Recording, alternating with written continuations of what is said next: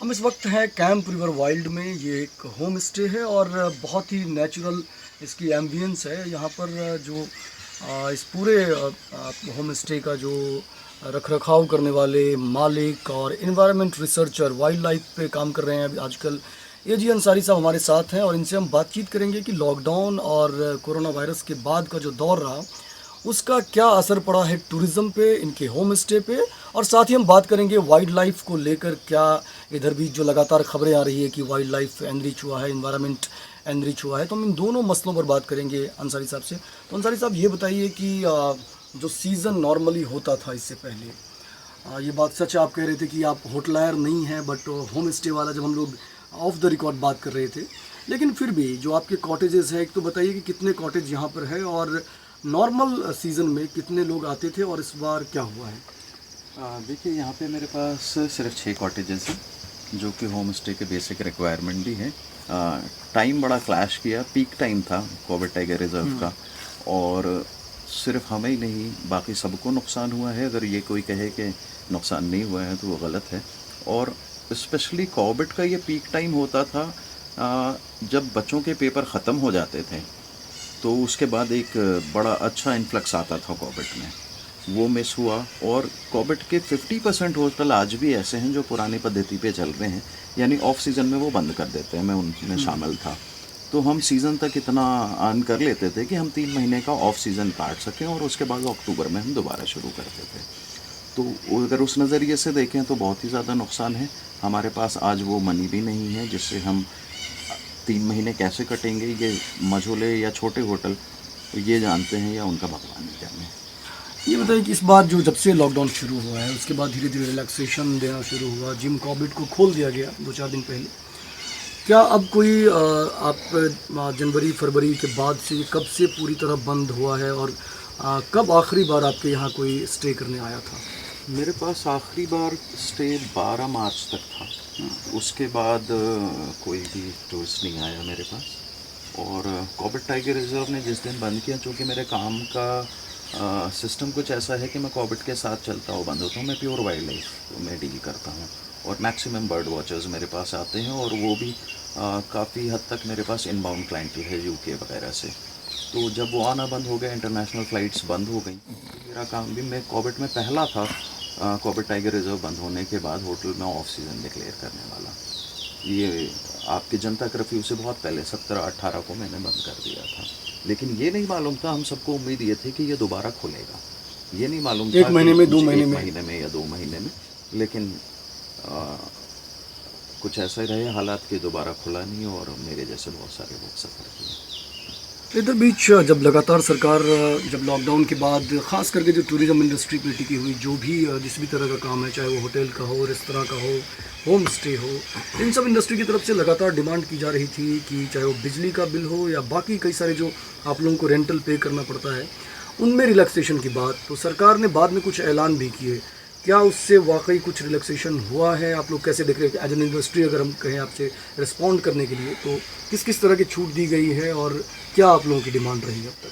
देखिए, डिमांड तो काफ़ी कुछ थी, लेकिन अभी तक जो मिला है उसे अनसेटिस्फैक्ट्री तो नहीं, उसे हम ज़ीरो कह सकते हैं। बिजली के बिल में रेंटल में पहले हुक्म आया कि साहब छूट दी जाएगी, जो कि ऑर्डर्स आने से पहले पहले ऑर्डर्स जो आए उसमें ये कहा गया है साहब छूट नहीं है, ये आपको जो बिजली का बेसिक रेंटल है वो टाल दिया गया है, 3 महीनों में लिया जाएगा। फाइनली उससे छूट दी गई।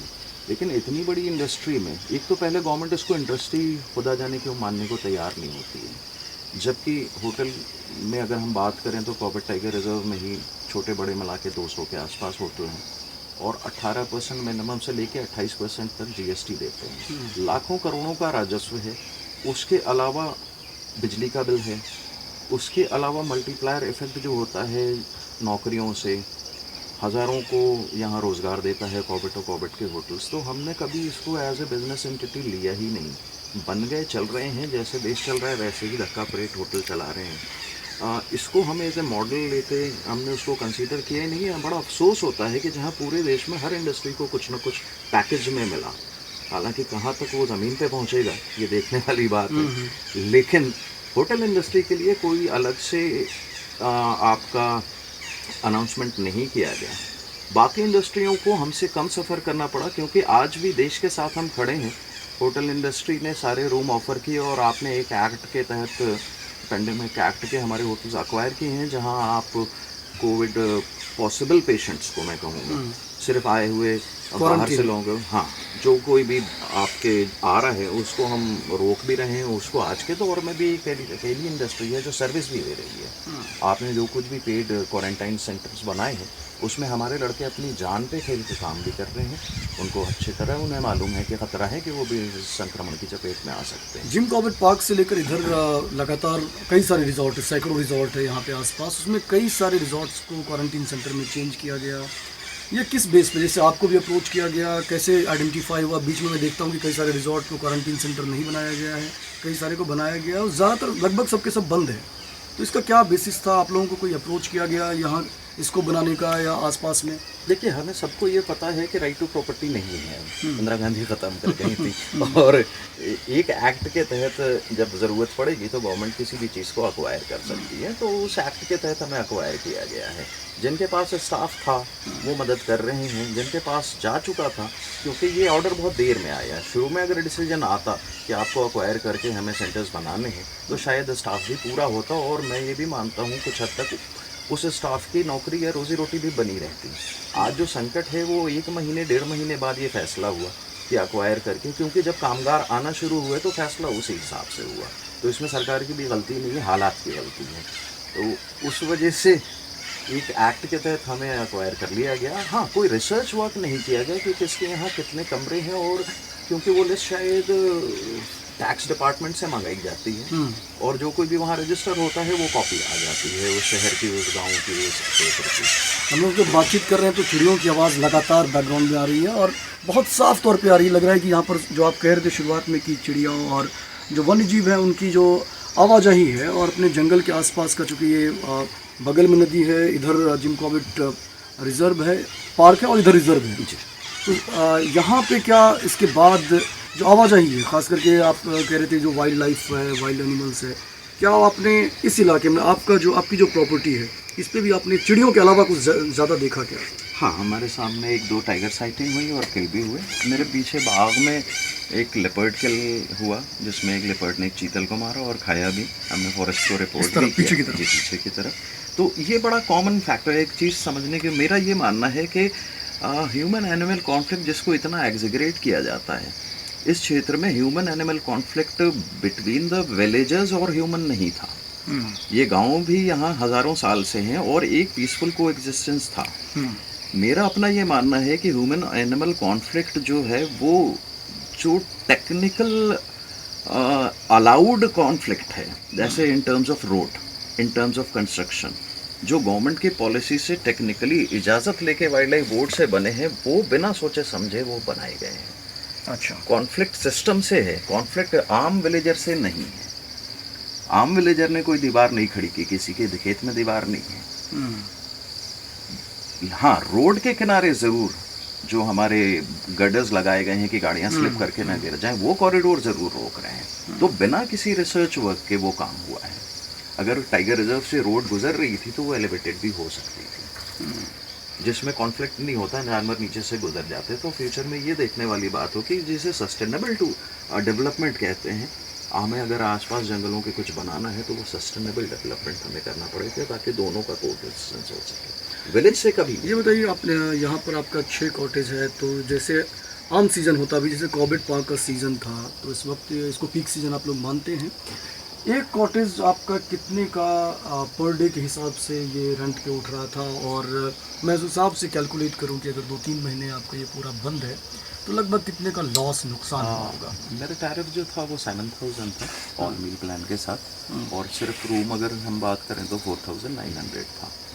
और इससे आप आसानी से 3 महीने के लॉस असेस कर सकते हैं, जो हमारे लिए सस्टेनेबल अमाउंट होता था 3 महीने का ऑफ सीजन में। कुछ तो यहाँ बिजनेस एंटिटीज़ हैं। देखिए, कॉर्बेट के होटल्स को आप 2 कैटेगरी में मोटा मोटी कन्वर्ट कर सकते हैं। कुछ जो हैं वो प्योर बिजनेस होटल्स हैं, और कुछ मेरे जैसे हैं जो लाइन के दूसरी तरफ हैं, जो यहाँ रहते भी हैं और अपनी आजीविका चलाते हैं और इस नेचर के लिए काम करते हैं। ये मैं अकेला नहीं हूँ, और भी 1-2 फैमिलीज़ हैं यहाँ, लोग हैं जो ऐसे काम करते हैं। तो हम एज ए ग्रामवासी यहाँ रहते भी हैं, हमको ये रोज़ी रोटी भी देता है, हम 2 लोगों को इससे रोज़गार भी देते हैं और अपनी ज़िंदगी गुजारते हैं। जो स्टाफ आपके यहाँ पहले काम करते थे, क्या वो स्टाफ घर जा चुके हैं या अभी भी हैं? उनको सैलरी देने का जो सिलसिला था वो रुका है या जारी है?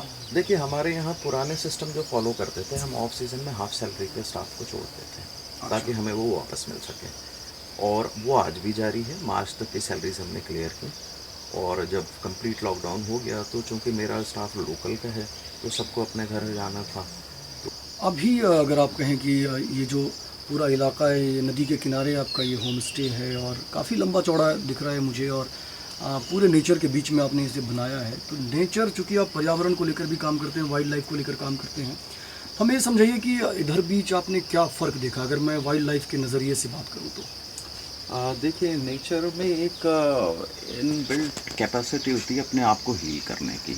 नेचर में जो भी ख़राबी पैदा की है वो हमने की है, एंथ्रोपोलॉजिकल प्रेशर ने की है, इंसानों ने की है। हमने जंगल काट दिए, हमने रोडें बना दी, हमने जंगल डिनोटिफाई करके कहीं माइनिंग शुरू कर दी, कहीं कुछ।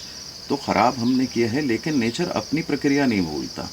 अगर हमने ह्यूमन एक्टिविटी बंद की तो नेचर ने बड़ी तेज़ी के साथ अपने आप को हील करना शुरू कर दिया है।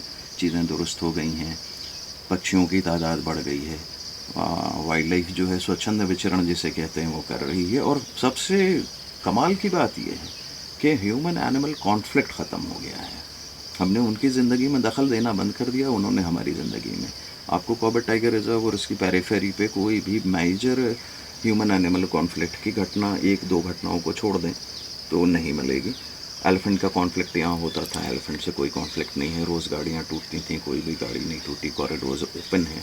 और यही एक बड़ी वजह है कॉरिडोर्स ओपन होने की वजह से कि आराम से जानवर टाइगर रिजर्व से Ramnagar forest division cross over कर जा रहा है और हमारा उनका कॉन्फ्लिक्ट ख़त्म हो गया है।